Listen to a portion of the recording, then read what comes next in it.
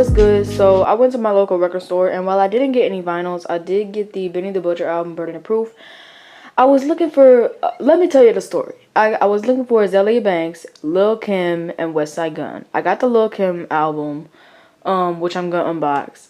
And they didn't have Azalea Banks, and they didn't have Westside Gunn, but they did have the new Benny the Butcher, which came out last year.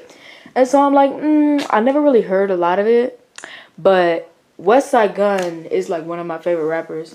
So, and they didn't have like Pray for Paris or anything, which I think is the one that I'm gonna get on Amazon. But they had Benny the Butcher album, Burden of Proof. So I said, you know what? I'll get that one, and here we are. So here's the basically album and the wrapping and whatnot. You can see that there's a nice little sticker. Benny the Butcher, Burden of Proof.